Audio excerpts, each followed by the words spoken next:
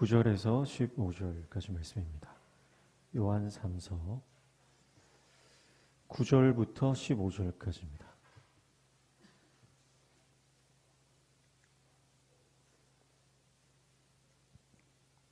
한 절씩 교독하겠습니다. 요한 3서 1장 9절에서 15절. 9절 제가 먼저 읽습니다. 내가 두어 자를 교회에 썼으나 그들 중에 으뜸되기를 좋아하는 디오드레베가 우리를 맞아들이지 아니하니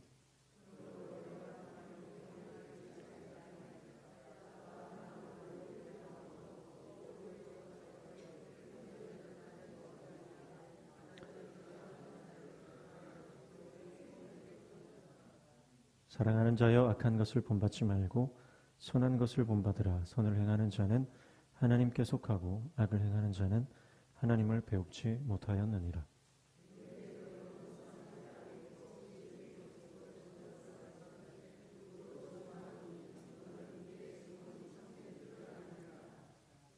내가 내게 쓸 것이 많으나 먹과 붓으로 쓰기를 원하지 아니하고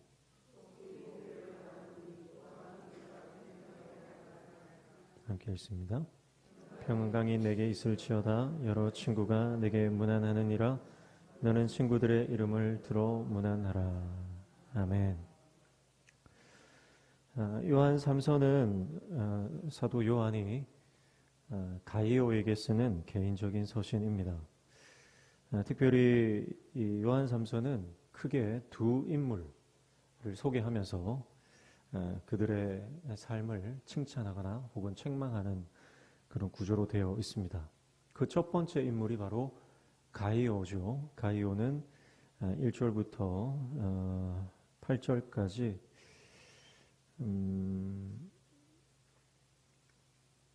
가이오의 선한 행실, 그것을 칭찬하고 있는 반면에 9절에 나오는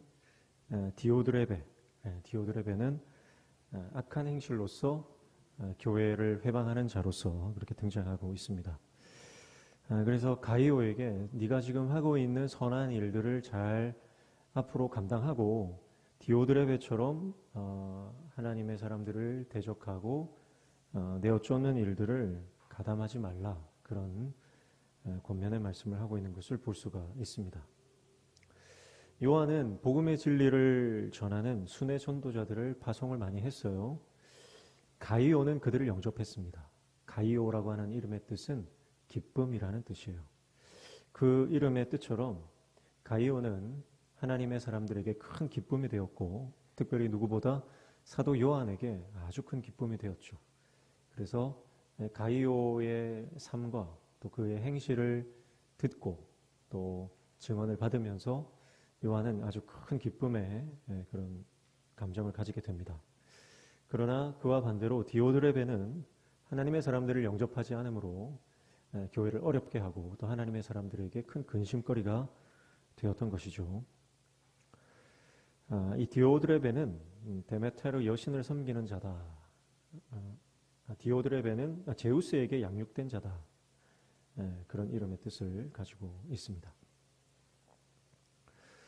2절부터 8절까지는 가이오를 칭찬하는 내용을 하죠. 환대의 사람 가이오, 요한의 시각에서는 이 가이오의 섬김과 헌신이 한 개인의 기쁨이 될 뿐만 아니라 온 교회 그리고 하나님 나라의 큰 기쁨이 되는 것이다, 그렇게 인식하며 가이오를 칭찬하고 있습니다.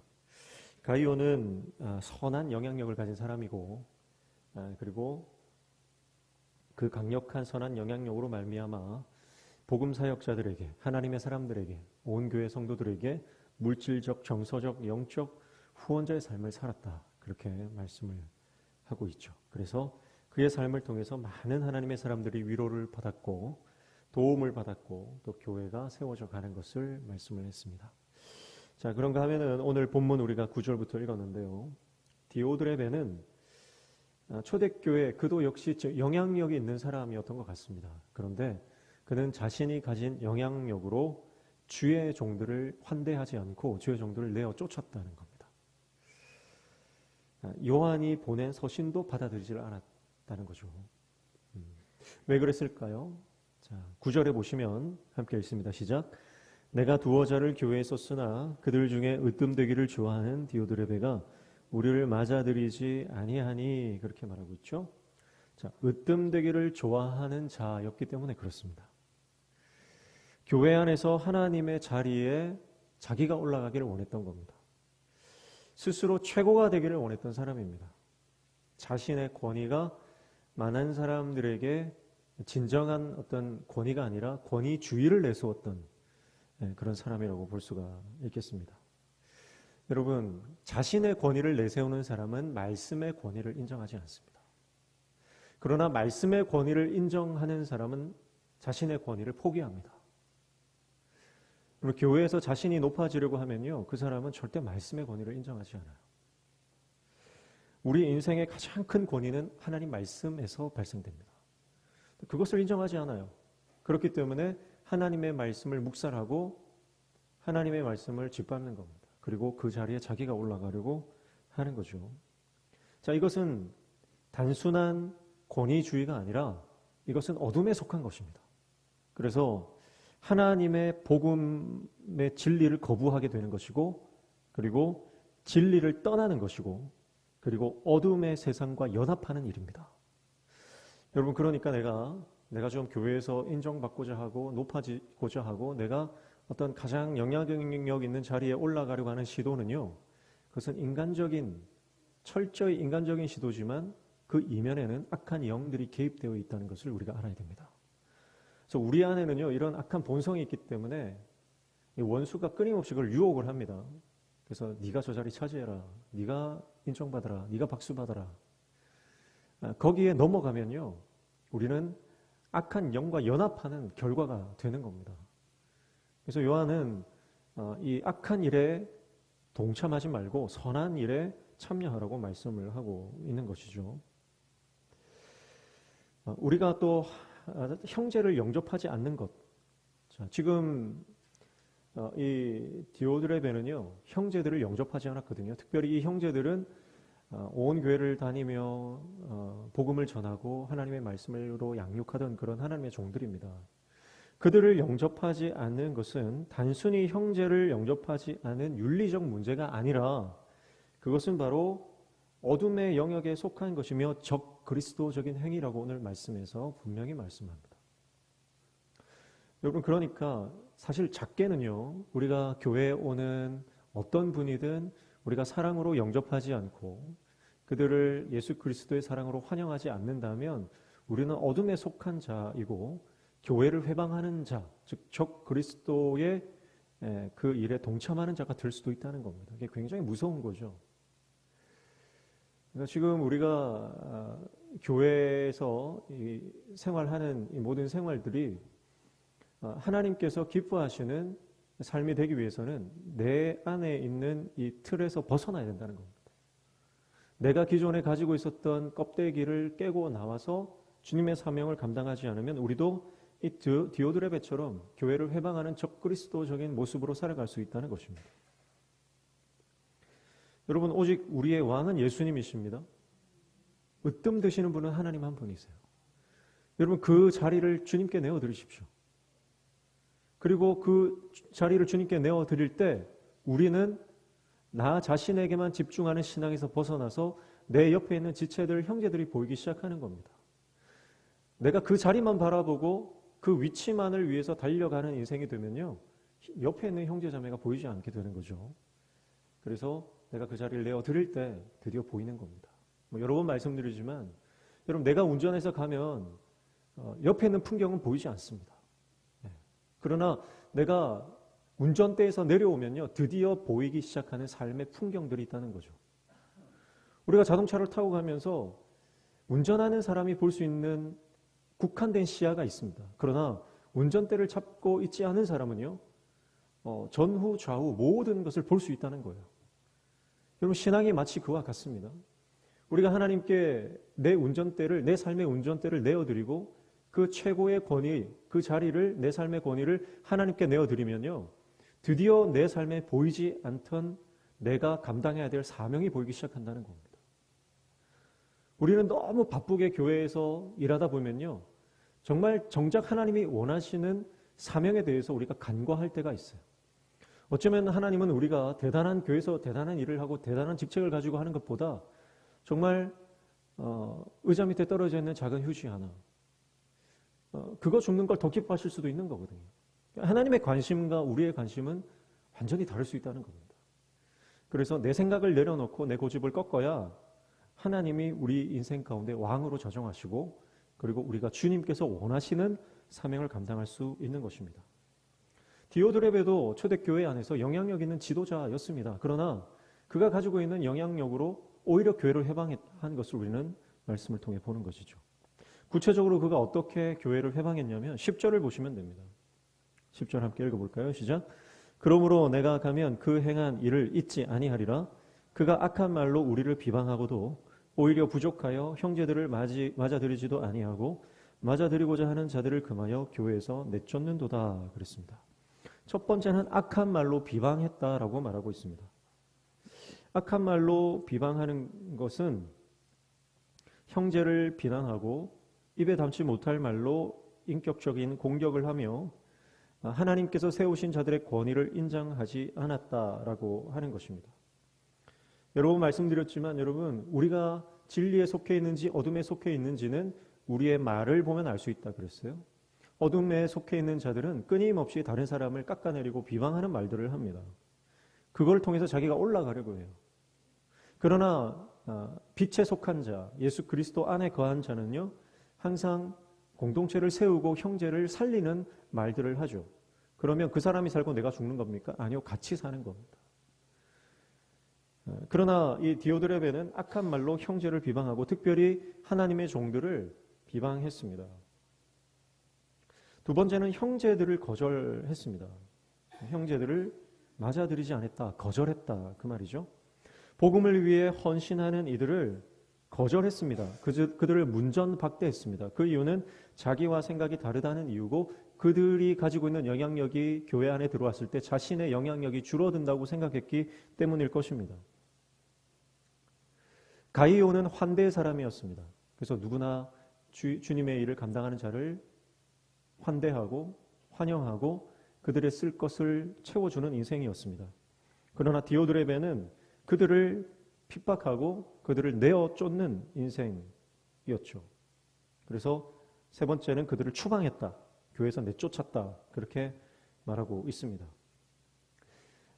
사도 요한, 장로 요한의 권위를 인정하지 않고 교회를 자기 힘으로 장악하려고 하는 악한 시도가 그 안에 있었기 때문에 사도 요한이 보낸 종들을 다 내어 쫓았습니다. 그리고 뿐만 아니라 교회 내에서도요, 자기 생각에 동조하지 않는 사람들, 자기 의견을 따르지 않는 사람들을 추방했습니다.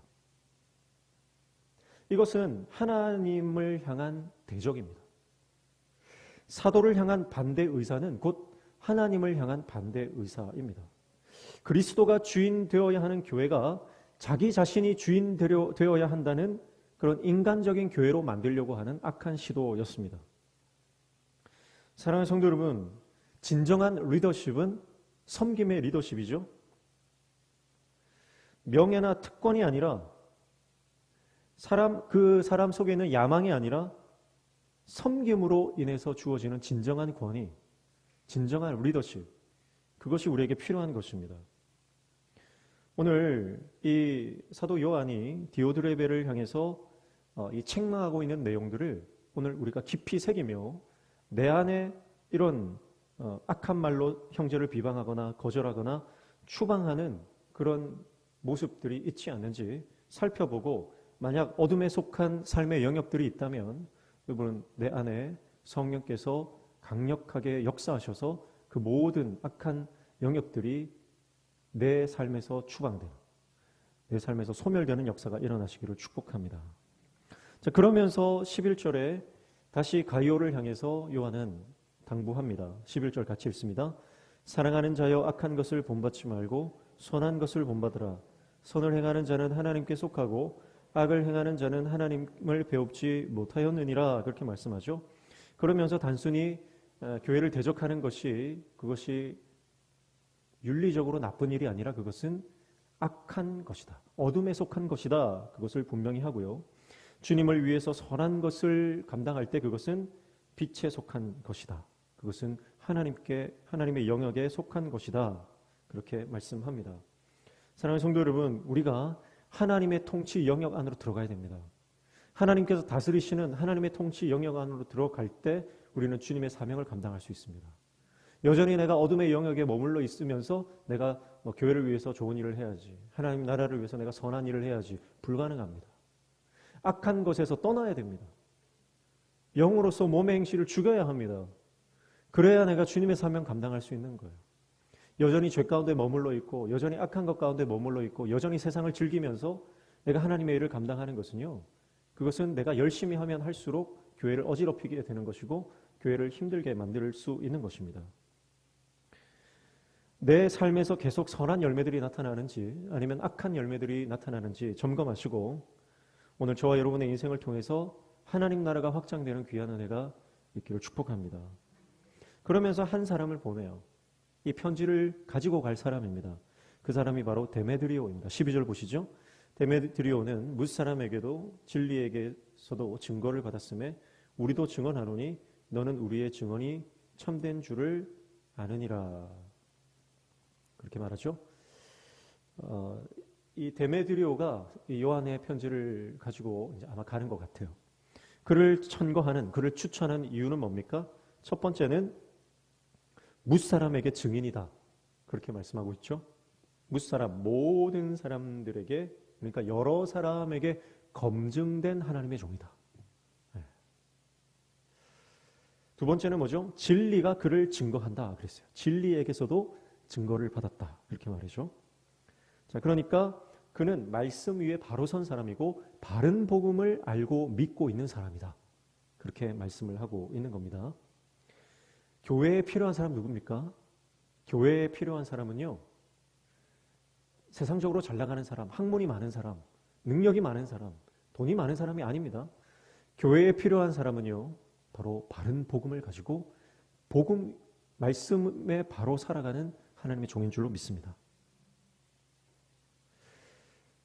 그리고 세 번째는 뭐죠? 우리도 증언한다. 그런 말이에요. 여기서 우리는 사도 요한과 그의 동역자들을 말하는 것입니다. 요한과 그의 공동체 모두가 보증하는 귀하고 확실한 사람이다. 그래서 그를 칭찬하고 주의 일을 부탁하고 이 편지를 가지고 가도록 하는 것이다. 그렇게 말씀을 하고 있습니다. 자, 여러분, 가이오도 그렇고요. 데메드리오도 그렇고요. 이들은 사도와 그의 동역자들에게 인정받은 사람이고 그리고 하나님의 인정을 받은 사람입니다. 그러나 이 디오드레베라고 하는 하나님의 사람들을 거절하고 교회를 어지럽게 만드는 사람은요, 하나님께 인정받거나 사람들에게 인정받은 사람이 아니라 자기 스스로 자기를 인정하는 사람이에요. 교회에는 두 가지 종류의 사람이 있습니다. 내가 스스로 나를 높이려고 하는 사람과 스스로는 겸손히 주님의 일을 감당하면서 많은 사람들에게 온 교회에 공적으로 인정받고 존경받는 사람이 있다는 거죠. 그럼 우리는 어떤 사람입니까? 스스로는 내가 괜찮은 사람이다 이렇게 생각하는 분들이 굉장히 많은 것 같아요. 이 정도면 내가 신앙생활 잘하는 것 아닌가? 나 정도 되면 그래도 내가 헌신하는 것 아닌가? 그렇게 생각하시는 분들이 더러 있는 것 같습니다. 근데 인정은 내가 하는 게 아니거든요. 인정은 하나님이 하시는 것이고 인정은 교회가 하는 것입니다. 그래서 스스로 내가 잘났다 그렇게 드러내고 내 영향력으로 살아가는 인생이 아니라 하나님이 인정하시고 온 교회가 인정하는 그런 인정받는 하나님의 종 되시기를 축복합니다. 자, 오늘 이 세 인물에 대해서 특별히 가이오, 또 디오드레베, 또 데메드리오, 이 사람들은 다 지금 그리스 사람들이죠. 다 이름들이 보면 이제 헬라식 이름입니다. 특별히 디오드레베는 제우스에게 양육된 자다 그런 뜻이 있고요. 또 이 편지를 가지고 가는 데메드리오는 데메테르라고 하는 여신을 섬기는 자다 그런 이름의 뜻이 있어요. 근데요, 갓 비슷한 이름이라고 볼 수 있죠. 한 사람은 제우스를 섬기는 자다, 한 사람은 여신을 섬기는 자다, 그렇게 이름이 태어날 때 붙여졌어요. 그러나 같은 이름이라고 같은 인생을 사는 게 아니다 라고 하는 것입니다. 여러분, 그래서 내가 태어난 환경이 어떻든지, 이름이라고 하는 것은 태어난 환경을 말하는 거잖아요. 내가 자라온 배경을 말하는 거잖아요. 여러분, 그들이 헬라 배경에서, 이방 문화에서 제우스, 여신을 섬기는 그런 문화에서 태어나고 자랐지만, 한 사람은 교회 안에서 여전히 이 세상적인 방법으로 살아가는 사람이 있고요. 한 사람은 동일한 배경에서 자라고 성장했지만 하나님의 사람으로 신실하게 사용되는 사람이 있다라고 하는 것입니다. 상황과 환경, 형편이 중요하지 않다는 것을 우리는 이 본문을 통해서 다시 한번 깨닫게 되는 거죠. 그러니까 환경 탓하지 말고, 상황 탓하지 말고, 뭐 인프라 탓하지 말고, 내 주위에 있는 사람 탓하지 말고, 하나님 말씀 진리의 복음을 붙잡고 나아가면 복음의 능력이 우리의 삶을 새롭게 하고 우리의 삶을 들어 쓰시는 줄로 믿습니다. 그래서 끝까지 주님 바라보시고 끝까지 복음의 사람 되시기를 축복합니다. 그래서 13절부터 15절까지는 이제 요한이 끝 인사를 하면서 이 편지를 마무리하고 있는 것을 볼 수가 있습니다. 13절, 14절 보시면 내가 내게 쓸 것이 많으나 먹과 붓으로 쓰기를 원하지 아니하고 속히 보기를 바라노니 또한 우리가 대면하여 말하리라. 그렇게 말하죠. 가이오를 향해서 지금은 내가 편지로 쓰지만 내가 너를 빨리 보고 싶다 이 말이에요. 여러분, 우리가 인생을 살아가다 보면 정말 보고 싶은 사람 있지 않습니까? 정말 보고 싶은 사람. 지금은 당장 만날 수 없어서 문자를 보내고 뭐 카톡을 보내고 이메일을 보내지만 그러나 항상 내 마음에 꼭 만나고 싶다. 그런 생각이 드는 사람이 있죠. 요한에게도 그런 사람이 있었어요. 바로 가이오입니다. 오늘 저와 여러분이 우리 성도와 성도들 사이에 그런 존재가 되기를 축복하고요. 그리고 우리 주님이 저와 여러분을 향해서 내가 너를 꼭 만나고 싶다. 내가 너를 대면하여 보고 싶다. 그렇게 우리를 그리워하는, 주님이 그리워하는 하나님의 종 되시길 축복합니다. 그래서 하나님이 나를 그렇게 사랑하시고 정말 나 때문에 기뻐하시고 나 때문에 좀 살맛 나시는 그런 인생이 되어야 되지 않겠습니까? 그런 인생으로 하나님께서 우리를 들어 쓰시는 귀한 은혜가 있기를 축복합니다. 마지막 15절 평강이 내게 있을지어다 여러 친구가 내게 문안하느니라 너는 친구들의 이름을 들어 문안하라. 그러면서 하나님의 샬롬 평강을 전하며 편지를 마무리하고 있습니다. 요한 3서는 개인에게 보내는 짧은 서신이지만 이 서신 안에 아주 복음의 핵심과 또 교회 공동체 안에서 우리가 어떤 사람으로서 교회를 섬겨야 하는지에 대해서 강력한 메시지를 담고 있습니다. 이제 다음 시간부터는 이제 요한이 쓴 마지막 서신, 마지막 책 요한계시록을 함께 살펴보도록 하겠습니다. 함께 찬양할까요?